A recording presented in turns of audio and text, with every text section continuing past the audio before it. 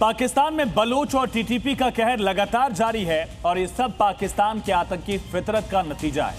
लेकिन तमाम ठोकरों के बाद भी मुनीर एंड ब्रिगेड सुधरने का नाम नहीं ले रही। अपनी दहशतगर्दी की वजह से मुनीर के आतंकियों ने बहावलपुर के जिस मरकज को ऑपरेशन सिंदूर में खो दिया था, मुनीर उसे फिर से तैयार करवा रहा है, और वो भी गरीब और भूखी आवाम के पैसों से।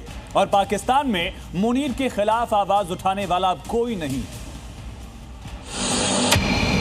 पहलगाम में पाकिस्तान की आतंकी साजिश के बाद हिंदुस्तान ने बदले का जो ट्रेलर दिखाया था, उसने पाकिस्तान के हुक्मरानों और पाकिस्तान के शैतानों को उनकी हैसियत बताई।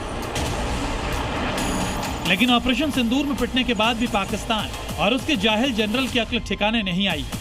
पाकिस्तान की आस्तीन में छिपा आसिम मुनीर एक बार फिर आतंकी अड्डों को खड़ा करने के लिए कंगाल अवाम का पैसा मरकजों को बांट रहा है। खबर है कि जैश के मरकज को मुनीर ने 25 करोड़ रुपए की फंडिंग पूरी कर दी है।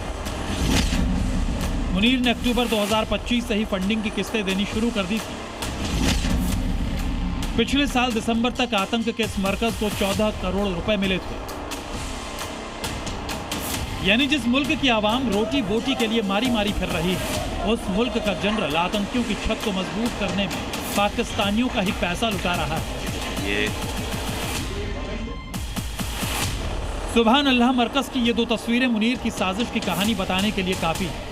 ऑपरेशन सिंदूर में भारतीय मिसाइलों की मार के बाद जो 3 गुंबद तबाह हुए थे, उन्हें काफी हद तक दोबारा बना लिया गया है।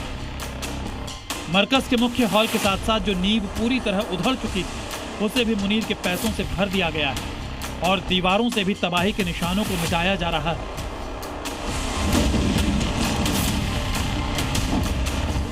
बहावलपुर के साथ साथ मुनीर ऑपरेशन सिंदूर में तबाह हुए दूसरे ठिकानों को भी दुरुस्त करवा रहा है। लेकिन मुनीर का असल फोकस बहावलपुर ही है।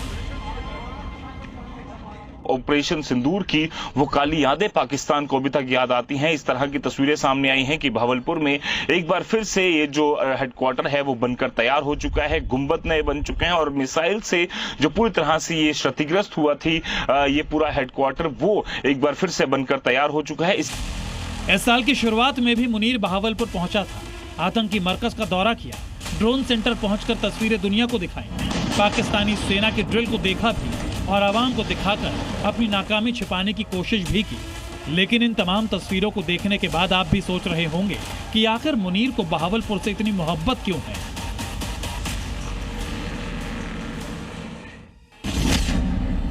दरअसल बहावलपुर में पाकिस्तानी सेना का कोर मुख्यालय है। जैश मोहम्मद का बेस होने के कारण इसका महत्व काफी ज्यादा है। 2015 से चालू जैश मोहम्मद का मुख्यालय 15 एकड़ में फैला है।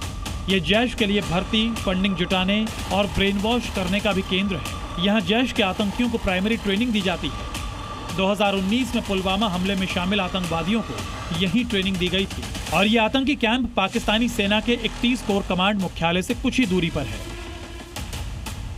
पाकिस्तान के बहावलपुर को आतंकवाद के एपिसेंटर के तौर पर देखा जाता है। जब भारत के हमले में बहावलपुर में जबरदस्त तबाही हुई, तब भी पाक फौज के अधिकारी यहां आतंकियों का फातिहा पढ़ने के लिए पहुंचे थे और बॉर्डर पर हिंदुस्तान के शौर्य से डरे फौजियों को बूस्टर डोज देने मुनीर भी बहावलपुर पहुंचा था।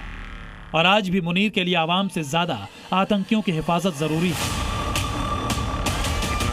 चाहे इसके लिए गरीब आवाम का पैसा मरकजों में ही क्यों ना बांटना पड़े।